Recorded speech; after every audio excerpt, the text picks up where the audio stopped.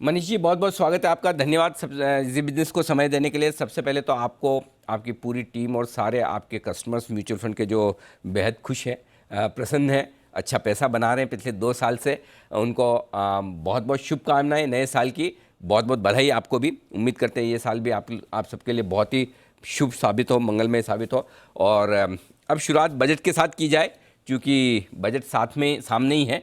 बताएं सर, इस बार के बजट में क्या कुछ दिखता है आपको बाजार के लिए? न्यूट्रल होगा, पॉजिटिव होगा, नेगेटिव होगा, क्या है आपका अनुमान?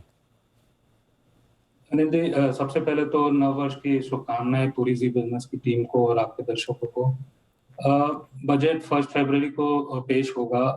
आई थिंक मेरे हिसाब से, चूंकि सरकार की इनकम बहुत स्ट्रांग रही है लास्ट ईयर, टैक्स कलेक्शंस वगैरह काफी स्ट्रांग है, तो इस बार भी फोकस ऑन इंफ्रास्ट्रक्चर बहुत मतलब सबसे प्रथम होगा कि government spending on infrastructure because of very high tax collection, ये एक चीफ ऑन एजेंडा होगा।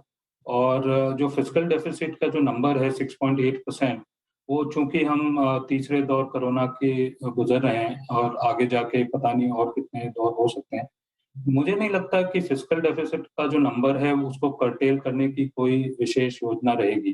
फिस्कल डेफिसिट हाई रहेगा और टैक्स कलेक्शन काफी स्ट्रांग है। तो government spending, public infrastructure, public health, rural, इस एरियाज में बहुत ज्यादा रहने की गुंजाइश है। और ये सब कुछ अगर आता है तो एक कॉन्फिडेंस इकोनॉमी में और बढ़ता है, बिकॉज मल्टीप्लायर इफेक्ट के कारण जॉब क्रिएशन, जो कि सरकार और सबकी इच्छा है कि जॉब क्रिएशन बढ़े। हमारी जो इकोनॉमी है वो वर्ल्ड की सबसे हाईएस्ट ग्रोथ इकोनॉमी रहेगी कैलेंडर ईयर 22 में, 9.3 टू 9.5%। कोई भी और देश में इतनी हाई ग्रोथ 2022 साल में नहीं देखने को मिलेगी। और एक जो जो running of the economy wheel है, वो एक मोमेंटम गैदर करता हुआ दिखेगा।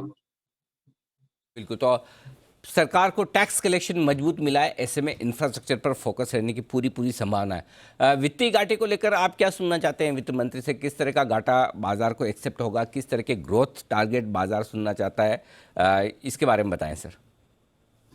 सर, ऐसा है कि 6.8% का जो लास्ट बजट में टारगेट था करंट 2000 कैलेंडर 22 का, वो मुझे नहीं लगता कि इस साल सरकार वित्तीय घाटे को कम करने की कोई योजना बनाएगी, क्योंकि इकोनॉमी भी अभी भी कोरोना के दौर से गुजर रहा है। और अगर कोरोना नहीं रहता, थर्ड वेव नहीं आता, तो हम सुन सकते थे कुछ वित्तीय घाटे कम करने के उपाय। बट मुझे ये लगता है ये हाई फिस्कल डेफिसिट कंटिन्यू रहेगा इस साल भी। और जो ग्रोथ रेट है, जो आरबीआई और अदर ऑर्गेनाइजेशन जो बता रहे हैं, ग्रोथ रेट हमारी हाईएस्ट ग्रोथ रेट होगी कोई भी इकोनॉमी वर्ल्ड से अगर आप कंपेयर करें, तो 9.5% 9.3 टू 9.5% की रियल जीडीपी ग्रोथ रहने की गुंजाइश है। बस यही देखना है कि इन्फ्लेशन बहुत ज्यादा नहीं बढ़े, क्योंकि बहुत ज्यादा हाई ग्रोथ में पास्ट में हमने ये देखा है कि गवर्नमेंट जो ओवर हीटिंग हो जाता है और उसके कारण इन्फ्लेशन में थोड़ी मजबूती आ जाती है, उसके कारण से इंटरेस्ट रेट जो हाइक है बहुत एक्सेलरेटेड हो जाता है। अगर ये सब मैनेज हो जाता है तो मेरे हिसाब से 6.8% फिस्कल डेफिसिट पैलेटेबल होगा। ये बहुत ज्यादा गिरने की गुंजाइश मैं नहीं देखता। बिल्कुल। डाइवेस्टमेंट सरकार के लिए बड़ा एक्शन वाला होगा ये 3 महीने भी, और बजट में भी कुछ न कुछ उस पर जरूर वित्त मंत्री कहेंगे। क्या लगता है आपको, क्या किस तरह के डाइवेस्टमेंट टारगेट सरकार रखेंगी? एग्रेसिव या थोड़े धीमे? क्योंकि अभी ऑलरेडी पाइपलाइन काफ़ी बड़ी है, इसको लेकर क्या अनुमान है?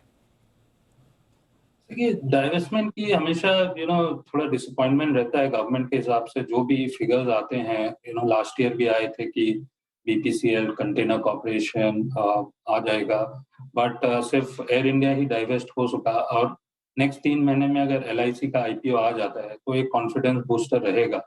और अगर ये आ जाता है, जो कि दुनिया की सबसे highest market cap insurance company की होगी, 10 लाख करोड़ से ज्यादा के मार्केट कैप में, तो ये एक गवर्नमेंट के लिए बहुत बड़ी सक्सेस फैक्टर रहेगी। और फिर हम जो लास्ट ईयर जो डिसइन्वेस्टमेंट के जो टारगेट्स थे, उनके हिसाब से फिर फर्दर डिसइन्वेस्टमेंट के प्रोजेक्शंस कैलेंडर ईयर बजट में देख सकते हैं। तो it all depends on LIC का आईपीओ सक्सेसफुल होता है कि नहीं, इस साल होता है मार्च तक, कि अगले साल में पोस्टपोन हो जाता है। बीपीसीएल कंटेनर कॉर्पोरेशन के बारे में भी कुछ जानकारी अगर बजट में एडिशनल मिले तो एक कन्विक्शन जो है डिसइन्वेस्टमेंट नंबर का, वहाँ थोड़ी डिसअपॉइंटमेंट रही है। लास्ट 2-3 साल से कोई भी नंबर जो अनाउंस होता है वो एक्चुअली मीट आउट नहीं हो रहा है। कारण कुछ भी हो सकते हैं, बट एयर इंडिया का जो डाइवेस्टमेंट हुआ है उससे एक थोड़ा कॉन्फिडेंस बूस्टर जरूर मिला है। But I think follow up की जरूरत है। एलआईसी का या बीपीसीएल या कंटेनर का कोई भी एक अगर बड़ा डाइवेस्टमेंट हो जाता है तो उससे कॉन्फिडेंस लेवल हाई होगा मार्केट का इन टर्म्स ऑफ डिसइन्वेस्टमेंट। ठीक बात है। तो ये है, डाइवेस्टमेंट को लेकर बड़ा एक्शन होने की उम्मीद आप कर सकते हैं। इकोनॉमी से जुड़े हुए इंफ्रास्ट्रक्चर की आपने बात की, लेकिन क्या कुछ अच्छा हो सकता है रियल एस्टेट सेक्टर के लिए? वैसे तो सेक्टर बड़ा मजबूत नज़र आ रहा है, लेकिन क्या कुछ और सरकार की तरफ से पुश मिल सकता है? देखिए, रियल एस्टेट सेक्टर एक स्टेट सब्जेक्ट है। तो गवर्नमेंट जो भी इंटरेस्ट सबवेंशन और ये सब जो टैक्स ब्रेक्स वगैरह दे रही है रूरल हाउसिंग के लिए या अफोर्डेबल हाउसिंग के लिए, वो एक कंटिन्यूटी प्लान दिखती है, उसमें कोई भी कर्टेल बैक मुझे नहीं लगता। Real estate sector as it is एक अपसाइकिल में है। बहुत दिनों के बाद, 5-6 साल के बाद एक डिमांड सप्लाई मिसमैच जो था, सप्लाई बहुत ज्यादा थी डिमांड के कंपैरिजन में, डिमांड धीरे-धीरे बढ़ गए हैं। टॉप 9 मेट्रोज़ में अगर आप देखें तो प्राइसेज़ में भी इज़ाफ़ा हुआ है। तो रियल एस्टेट सेक्टर एक स्वीट स्पॉट में है फॉर दैट फैक्ट। बट मुझे ये लगता है कि अफोर्डेबल हाउसिंग में जो गवर्नमेंट के इम्पेटस है वो कंटिन्यू रहेंगे। टैक्स ब्रेक्स वगैरह और यहाँ से बढ़ने की गुंजाइश मुझे नहीं दिखती, क्योंकि गवर्नमेंट काफ़ी कुछ रियायतें दे दी हैं अफोर्डेबल हाउसिंग के लिए।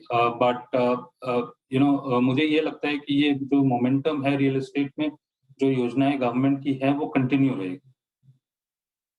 ये आपके लिए रियल एस्टेट पर सेक्टर पर आए।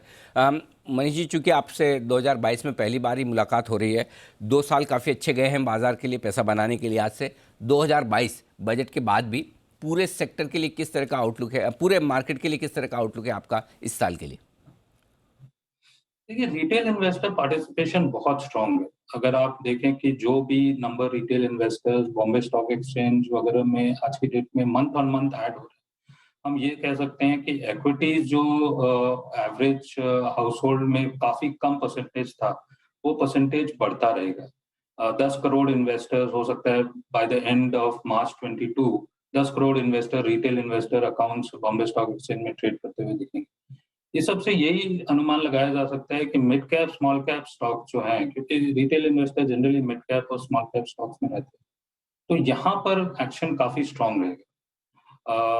अर्निंग्स ग्रोथ अगर आप बात करें 2022-23 एज कंपेयर टू 21-22, मुझे लगता है कि 15 से 20% के हिसाब से आपका ईपीएस निफ्टी का या सेंसेक्स का बढ़ेगा। और अगर 1 ईयर आप फॉरवर्ड देखें तो 20 टाइम मल्टीपल, और चूंकि हम फोर्थ क्वार्टर FY23 की बात करें, 1 ईयर फॉरवर्ड 20 टाइम मल्टीपल बहुत ज्यादा महंगा नहीं। बट बहुत कुछ एक लीनियर वे में मार्केट ऊपर जाता दिखता नहीं है। There will be pull backs, और इसमें सबसे बड़ी जो कंसर्न रहेगी वो रुपी की रहेगी। हमने ये देखा है कि एफआई जो है काफी कुछ सेकेंडरी मार्केट में स्टॉक्स बेचे हैं और प्राइमरी मार्केट्स में इन्वेस्ट किए हैं, क्योंकि 1 अप्रैल से वापस जो इन्वेस्टमेंट्स है एचएनआई कैटेगरीज वगैरह के रूल्स चेंज हो रहे हैं। जो यूफोरिया हमने आईपीओ में लास्ट ईयर देखे थे, वो थोड़े फिजल्ड आउट होते दिखते हैं करंट नेक्स्ट फाइनेंशियल ईयर में। और इसके कारण सेकेंडरी मार्केट में ज्यादा फोकस रहेगा, और अर्निंग्स ग्रोथ के बेसिस पर 20,000 का निफ्टी बहुत संभव है over the next 1 year. But इसमें mid cap and small caps में हाइटेंड एक्शन रहेगा। मार्केट बहुत ज्यादा ब्रॉड बेस्ड हो जाएगा, जो कि आज भी की डेट में भी बहुत ज्यादा ब्रॉड बेस्ड है।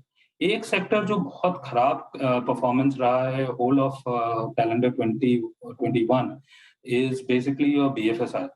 और कोई कारण नहीं है, नंबर्स काफी स्ट्रांग है, पर चूंकि ओवर ओनरशिप थी तो एफआईआई बीएफएसआई बेच के न्यू आईपीओ कंज्यूमर टेक में इन्वेस्ट कर रहे हैं। अब वो ट्रेड एक्चुअली रिवर्स होता हुआ दिखते हैं, क्योंकि फंडामेंटल जो बैंकिंग सेक्टर की है काफी स्ट्रांग है और मल्टीपल्स करेक्ट हुए हैं।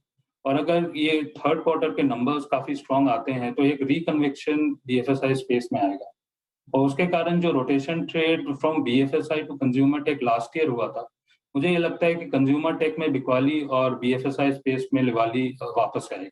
तो ये एक बहुत लो हैंगिंग ट्रेड है based on conviction, but otherwise broader markets में बहुत ज्यादा ब्रॉड बेसिंग ऑफ रैली रहेगी क्योंकि रिटेल इन्वेस्टर पार्टिसिपेशन बहुत स्ट्रॉन्ग। ओवरऑल 15 से 20% का मार्केट कैप इंक्रीज पूरे बॉम्बे स्टॉक सेंसेक्स या निफ्टी की अगर ले तो एक साल का ये अनुमान दिखता है। बिल्कुल, तो 2022 का बहुत क्लियर कट एकदम साफ सुथरा अनुमान आपको मनीष जी ने बताया, और वो ये कि 20,000 तक निफ्टी जा सकता है। 15 से 20% पैसा बनाना आसान काम होगा। ब्रॉडर मार्केट में तेज़ी रहेगी, और ख़ास बात एक और ये कि बैंकिंग शेयरों पर बुलिश है। यहाँ पर वैल्यूएशंस आकर्षक है, करेक्शन हो चुका है, अच्छे लेवल्स पर है। मनीष जी बहुत बहुत शुक्रिया हमारे लिए वक्त निकालने के लिए। बाजार पर और सभी सेक्टर्स पर और बजट की उम्मीदों पर आपने विस्तार से हमारे दर्शकों से बातचीत की। Thank you so much sir.